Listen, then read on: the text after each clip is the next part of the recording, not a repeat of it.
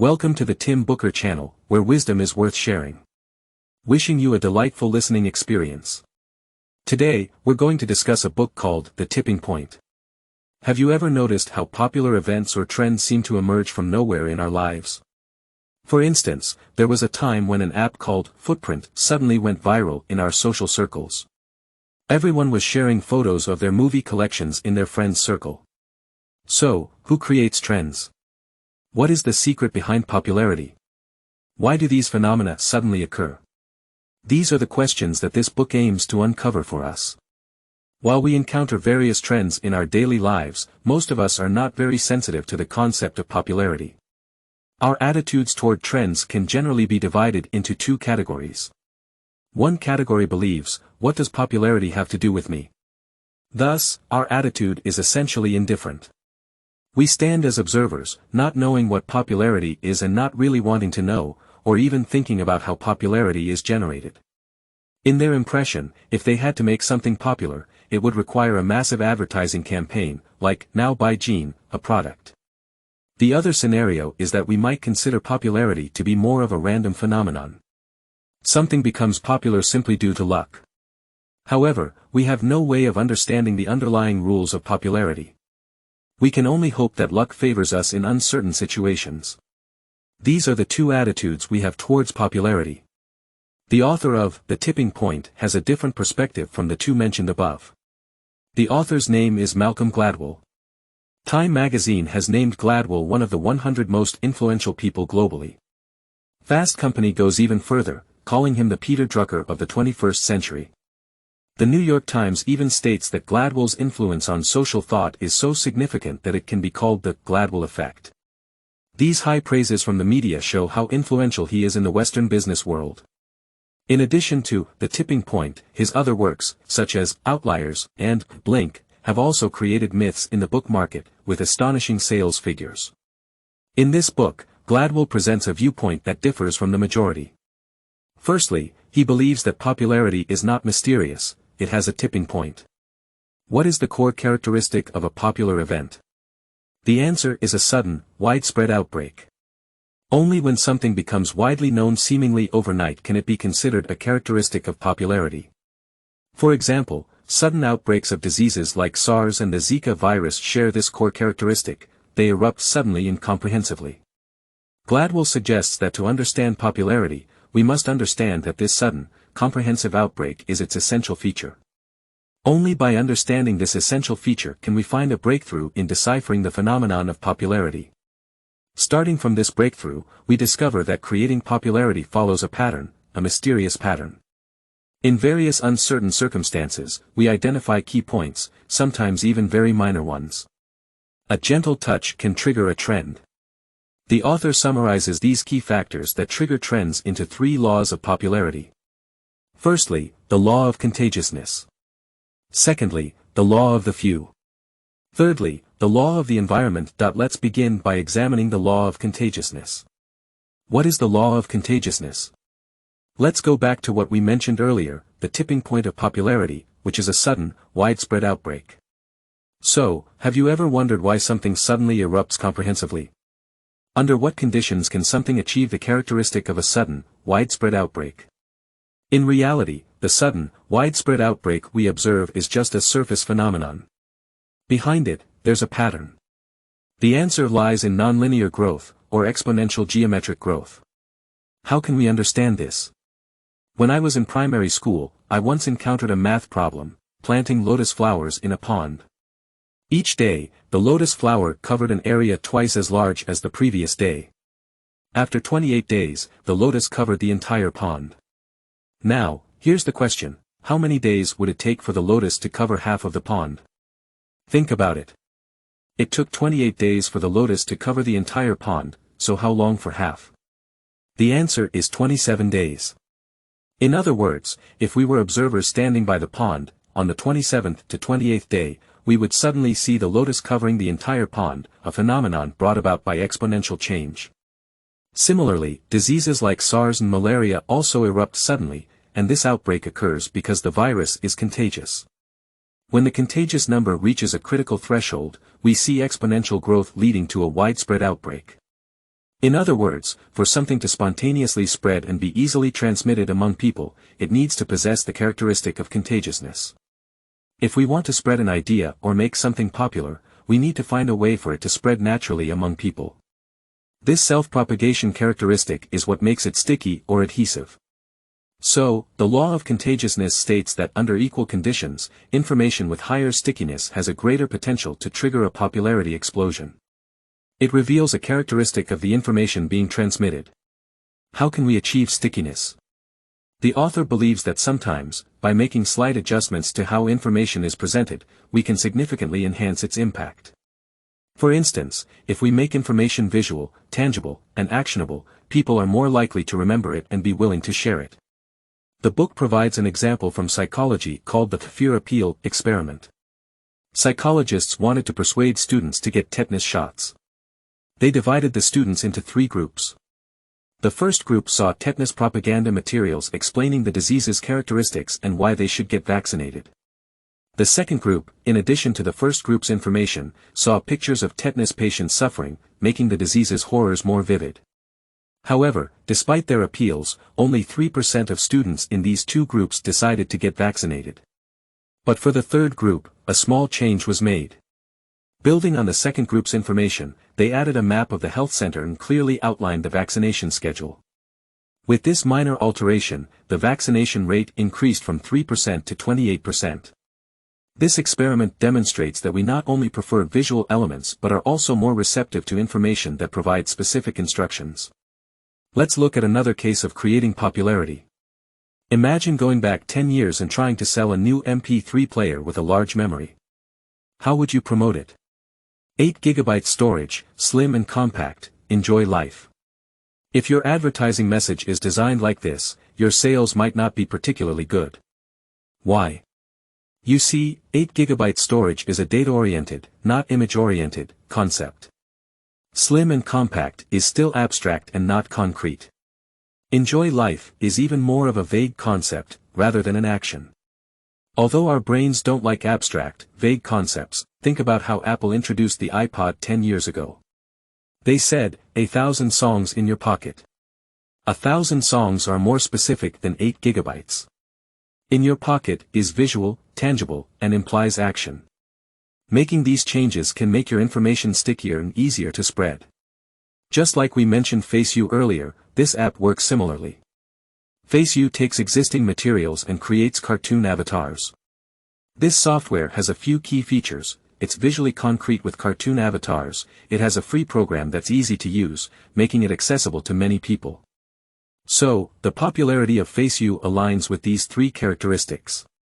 The core of stickiness is that in our lives, we encounter various types of information and a lot of noise. So, when processing information, many things that seem hard to remember or unimportant often go in one ear and out the other. To make something popular, we must design the information itself to be sticky, to adhere to people's minds, and to achieve its stickiness. To make a product sticky means it can propagate spontaneously, without the need for excessive advertising. So, to make something popular, it needs to spread exponentially, achieving a sudden outbreak, and this exponential growth requires it to be easily spread among people, to be contagious. This contagion is contagiousness. This forms the foundation of the 3 laws of popularity. The first law is that a product must have contagiousness. The second law is the law of the few. As we mentioned earlier, for a product to self-propagate, there must be people who spread it. However, different individuals play vital roles at different stages of dissemination. The author summarizes that in the process of popularity, 3 types of people are indispensable: connectors, mavens, and salesmen. Let's start with connectors. Imagine even if you have a product that's easy to spread, you still need the first group of people who recognize its value, the early adopters who can help spread the word. What kind of people are willing to embrace such a new product? Often, it's knowledgeable experts in that field. So, when we create a sticky product, we should entrust it to connectors to discover its value, thus forming the first wave of user growth, driven by these experts. In marketing, this process is akin to finding professional opinion leaders because they are experts in that domain, and many people will listen to their advice. When promoting a travel product, for example, we might approach seasoned travelers, tour leaders, and invite them to experience our product. Their opinions can have a significant impact on other users. This is our strategy to trigger the initial wave of propagation through knowledgeable users. However, sometimes, the role of a connector doesn't necessarily have to be a traditional expert. It can be someone unexpected who can discover the value of our product from a different perspective. For instance, as we mentioned earlier, the mobile app, Footprint, was initially designed to record our travel destinations, allowing us to mark locations and take photos. So, its software category was travel. This app was relatively unknown before. But after a software update, it introduced a new feature called Cinematic Mode, which transformed travel photos into a cinematic feel. Suddenly, travel photos became intriguing, enhancing the app's functionality. Interestingly, some astute users within their user base noticed this. They thought, this is a great feature for showing off my photos, not just for travel shots. Many started using the Footprint app as a tool for creating movie-like effects on their photos and shared them on Facebook. This discovery of the product's ability to create impressive images became a sticky feature, leading to a surge in downloads. So, as you can see, when we talk about connectors, they don't always have to be experts. More precisely, they are discoverers of the product's value, and they initiate the first wave of popularity. However, relying solely on connectors for small-scale dissemination isn't sufficient. Their sphere of influence is still relatively limited, and they can only initiate the first wave of propagation. To further expand, what can be done? That's where it's crucial to move the product to key network nodes after the initial connector-driven dissemination. What do we mean by key network nodes? In our social network, relationships are not equal, they are not evenly distributed. Interactions between people are not balanced, it's not an average. In reality, about 20% of individuals hold 80% of the network's resources, and those 20% are the network's key nodes. They play a core role as network hubs. In the book, there's a well-known experiment mentioned, called the 6 degrees of separation theory. In this experiment, researchers recruited 160 volunteers and asked them to write a letter. At the time of this experiment, email wasn't used, they relied on the traditional postal system. These volunteers were entrusted to send the letter to a distant province, to someone they didn't know, through a chain of friends, who then relied on their friends, and so on. These volunteer letter senders only knew the recipient's name, their occupation, and a general location, they knew nothing else. The result was that when these letters finally reached strangers, they had typically passed through an average of 5 to 7 people. This gave us the commonly understood interpretation of this experiment, which is that through approximately 6 degrees of separation, we can connect with anyone we want to know. It's the idea that there are about 6 degrees of social connection between any two people, such as yourself and Barack Obama. However, Gladwell tells us that there's a significant result from this experiment that most people overlook. Among all the letters that eventually reached their intended recipients, half of them had been passed on through only 3 common individuals in the final step. In other words, the significance of the 6 degrees of separation theory isn't just that we are approximately 6 steps away from anyone in the world. It's also about certain individuals in our social circles being exceptionally close to everyone else. The reason we can connect with anyone in about 6 steps is because these key individuals play a crucial role. These key individuals are what the author refers to as connectors in the process of creating popularity. Connectors are often socially active, have many friends, are highly energetic, and knowledgeable. They have significant influence within their social circles and similar interest groups. To make something popular, it's essential to get the information passed on by experts, connectors, to these key people. These connectors act like megaphones in our social networks. When they speak, they can influence a larger number of people, thus amplifying the spread of our product. They are the amplifiers in the creation of popularity. Furthermore, within this second wave of propagation, these key individuals will pass the product's information to various users, some of whom possess unique characteristics. These users are avid sharers who love to introduce good things they discover to others. These individuals are what the author calls salesmen. Here, salesmen aren't the typical salespeople who ask you every day if you want to buy insurance. Instead, they are people who can persuade and influence you. They can be your colleagues, friends, or even your mom, who, in specific situations, play the role of a salesman. So, in summary, from a product with stickiness to achieving the level of a phenomenon, it goes through 3 types of people.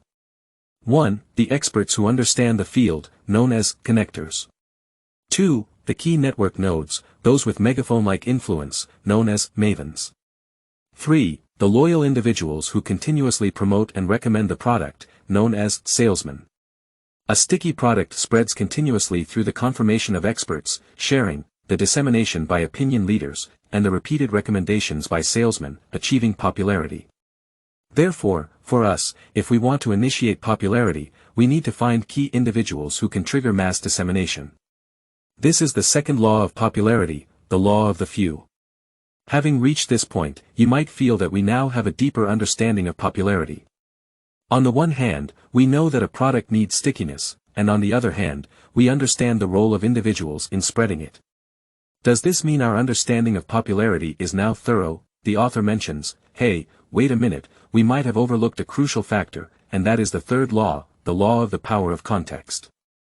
Every one of our actions, including our behavior in spreading information, isn't isolated, it's deeply influenced by the environment we're in.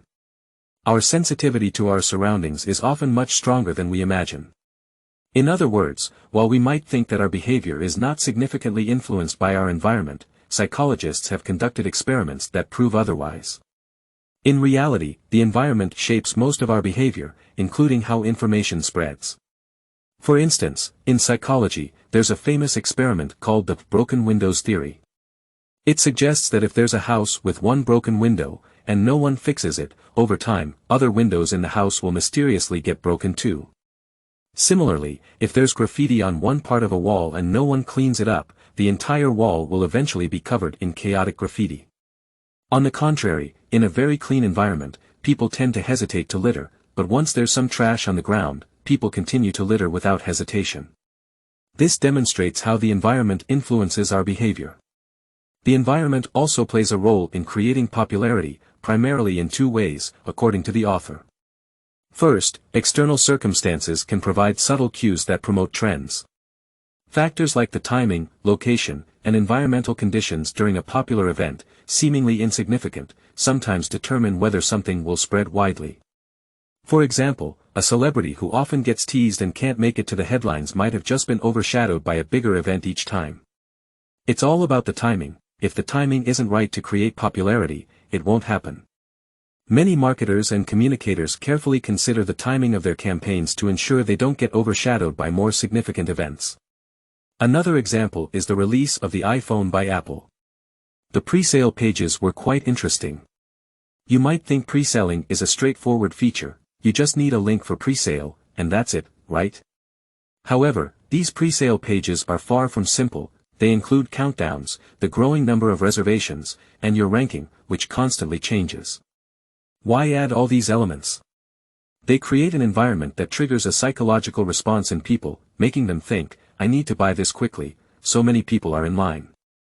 The psychological effects of conformity, scarcity, and urgency all come into play through these environmental cues. These environmental cues influence whether we take action. The second aspect of the environment's influence is its ability to change subtle influences to create popularity. Airbnb, the world's largest chain of lodging rental companies, is a classic example. Airbnb became a phenomenon by leveraging the law of the power of context. In the early days, the descriptions and photos provided by hosts on their website were often lackluster. This created a sort of broken windows effect. If everyone's photos and descriptions were low quality, potential renters were discouraged from booking. This led to even fewer bookings, and the cycle continued. So, what did Airbnb do? They decided to use the law of the power of context to their advantage. They invested in professional photographers to take pictures of the properties listed on their platform. When these professionally taken photos were uploaded, the quality of the listings immediately appeared more appealing. Other potential renters saw these improved listings and started booking them. In response, many other hosts realized they needed to step up their game, so they started taking better pictures and providing more detailed descriptions. This simple environmental change dramatically increased Airbnb's booking rates. This demonstrates how altering subtle influences through the environment can create popularity. This is the first aspect of environmental influence, creating an external atmosphere to affect behavior. There's another factor through which the environment can influence our communication, and that's the size of our audience. The size of the audience we communicate with can impact the efficiency of our communication. This is another aspect of the power of context, often referred to as the magic number 150. What does this mean? In cognitive psychology, there's a concept known as channel capacity. It suggests that each person's brain has a limited capacity to process and remember information. If we do the math, we can maintain stable interpersonal relationships with around 150 people. Once we surpass this number, the efficiency of communication, discussion, and consensus building decreases significantly. This leads to a conclusion: in groups smaller than 150 people, it's easier to reach a consensus and influence others' opinions. In other words, if we want everyone to think something is good, we need to control the size of that group. When you can manage several small groups like this, you can potentially trigger larger-scale popularity. For example, Facebook used this method during its early days. Facebook is one of the fastest-growing products in human history. Its success can be attributed to both the quality of the product and its strategic operation. An essential part of its strategy was not launching Facebook to a massive audience at once, but rather starting with small communities within a single school. Only when these small-scale user communities grew to include almost everyone in the school would Facebook expand to another school. This illustrates how the size of the user group can subtly influence the creation of popularity. In the end, you'll notice that the average number of friends in Facebook's user community is around 120, which aligns closely with the magic number of 150. Both numbers suggest the approximate size of a group within which mutual influence is significant. In summary, the takeaway from these discussions is that there are patterns behind the creation of popularity. When we change our perspective on what seems like an unchanging world, we discover that even a gentle nudge can tilt the world. Our task is to allocate limited resources to critical influencing factors. In the realm of popularity, the author identifies three crucial factors, known as the three laws of popularity. First, products must have stickiness, and in the process of communication, information should be visual and actionable, making it easier to trigger exponential growth. Second, the law of individual influencers emphasizes the importance of having experts to endorse your product, influence others, and utilize opinion leaders and network nodes for promotion. Throughout this process, passionate fans will act as dedicated promoters, introducing the sticky product to others.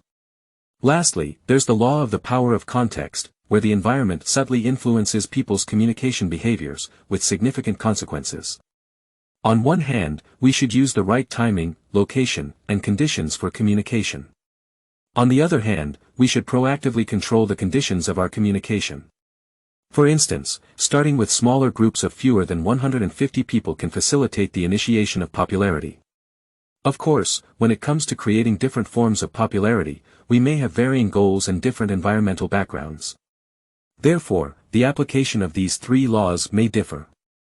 Sometimes we may focus primarily on one aspect, while other times, we need to consider all three.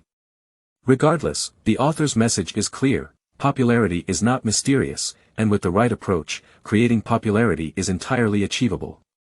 Well, that's the core content of this book. Congratulations, you've completed another book. Thank you for your support and attention. Please subscribe to the Tim Booker Channel audiobook channel. Like and share with your family and friends because wisdom deserves to be shared, opening the door to a better future. Thank you, and goodbye.